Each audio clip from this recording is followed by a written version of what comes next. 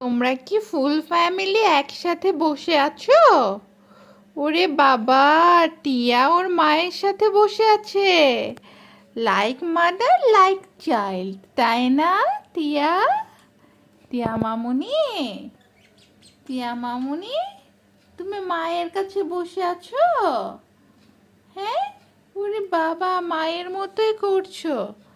তোমার মা যে ওই দোলনার মধ্যে কোনো বাবুকে দেখতে পারে না, আবার তোমাকে নিয়ে ঠিকই দোল খাচ্ছে। হ্যাঁ, ও,